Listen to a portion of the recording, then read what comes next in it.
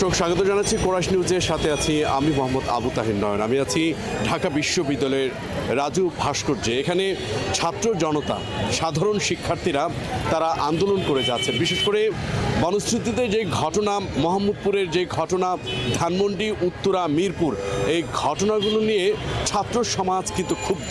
তারা মনে করেন যে বর্তমান তত্ত্বাবধায়ক সরকার ডক্টর ইউনূস এবং তার উপদেষ্টা মণ্ডলী নানানভাবে চরমভাবে ব্যর্থ হয়েছেন। আমি একজন শিক্ষার্থীদের সাথে কথা বলছি। আপনারা এখানে নানান লেখায় ফেস্টুন নিয়ে দাঁড়িয়ে আছেন, এই মাধ্যমে আপনারা কি বার্তা দিচ্ছেন?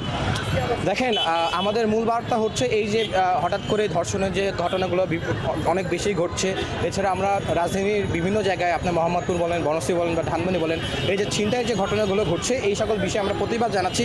এবং এছাড়াও আমাদের অন্তর্বর্তীকালীন সরকারে যিনি আসলে স্বরাষ্ট্র উপদেষ্টা রয়েছেন জাহাঙ্গীর আলম, তার প্রতি দৃষ্টি আকর্ষণ করছি যে হঠাৎ করে এই ধরনের ঘটনা আসলে কেন এত বেশি হচ্ছে। গত 6 মাসে কিন্তু এই ধরনের ঘটনাগুলো ঘটেনি, তাহলে কেন এত বেশি হচ্ছে? আপনারা যে পুলিশ বা আইনশৃঙ্খলা বাহিনী যারা রয়েছেন এবং এই যে আর্মি যারা রয়েছেন তাদেরকে আরও কঠোরভাবে নির্দেশ দেন যেন এই সকল ঘটনাগুলো আস্তে আস্তে কমে আসে।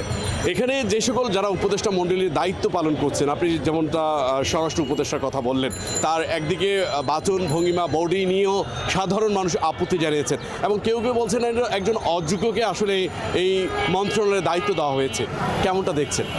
দেখেন, স্বরাষ্ট্র উপদেষ্টা যিনি রয়েছেন তার দায়িত্বটা হচ্ছে মূলত আপনার আইন শৃঙ্খলা বাহিনী বা এই সকল সার্বিক পরিস্থিতি নিয়ন্ত্রণের কাজে তার ভূমিকা রাখবে। তো এখন এর আগে স্বরাষ্ট্র উপদেষ্টা কাকে দেওয়া হয়েছিল? শাকাত হোসেন। আপনি যদি তার বডি ল্যাঙ্গুয়েজ দেখেন, তার বচনভঙ্গি দেখেন, তার মধ্যে এই যে একটা ভাব রয়েছে যে অপরাধীরা তার কথা শুনলেই ভয় পাবে, এটা কিন্তু আমরা বর্তমান স্বরাষ্ট্র উপদেষ্টার মধ্যে দেখছি না। এটা খুবই দুঃখজনক একটা বিষয় যে এটা আসলে তাকে ছোট করার জন্য কোনো কিছু না, যে তার বচনভঙ্গি বা কথা বলার ধরনটা আসলে ওই রকমভাবে না যে সকলে তাকে ভয় পাবে বা যারা অপরাধী যারা রয়েছেন তার কথাতে গুরুত্ব দিবে, সেটা বিষয় না। কিন্তু কথা হচ্ছে তার যে দায়িত্ব রয়েছে, তিনি যদি কথাবার্তা বাদ দেওয়া তার দায়িত্ব বা তিনি যে কর্মকাণ্ড করবেন বা এই যে আদেশ দিবেন, তার দায়িত্ব হচ্ছে আদেশ দেওয়া, বিভিন্ন হচ্ছে উপদেশ দেওয়া যারা হচ্ছে আইনশৃঙ্খলা বাহিনী প্রধান রয়েছেন বা আর্মি যারা প্রধান রয়েছেন তাদেরকে।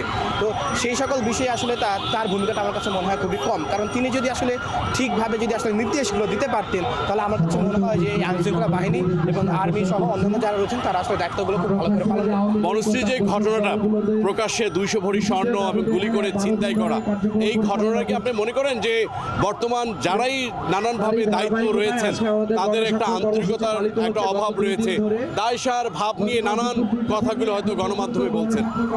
আচ্ছা, এখানে আমি একটা বিষয় যোগ করতে চাই, সেটা হচ্ছে কিছুদিন আগেই আমাদের হচ্ছে গিয়ে এই যে সরাসরি সরকারের যিনি দোসরের ছিলেন হচ্ছে আপনার গাজীপুরের সাবেক মেয়র জাহাঙ্গীর, তিনি একটি কথা বলেছিলেন যে আমাদের লোকজনকে হচ্ছে দিনের বেলা ওরা বেরোতে দিচ্ছে না, আমরাও এই জনগণকে রাতের বেলা শান্তিতে ঘুমাতে দেবো না।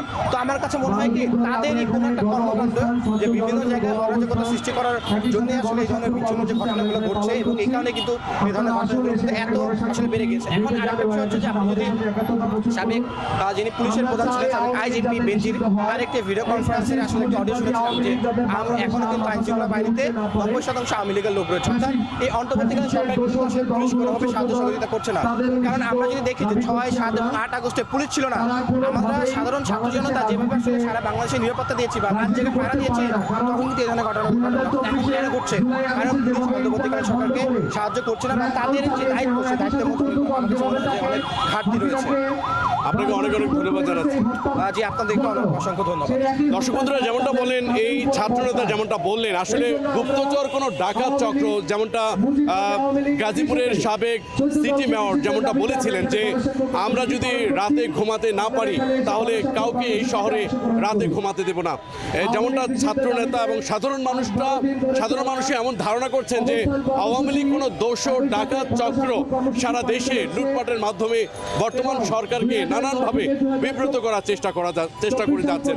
তারা মনে করেন ছাত্র সমাজ এই সকল গুপ্তচর এবং আওয়ামী দোসর ডাকাতদের তারা প্রতিহত করার জন্যই সরকারের কাছে আইন শৃঙ্খলার জন্য কঠিনভাবে দায়িত্ব পালন করেন, তেমনটাই দাবি করছেন। আবু তাহির নয়ন, কোরাস নিউজ, ঢাকা।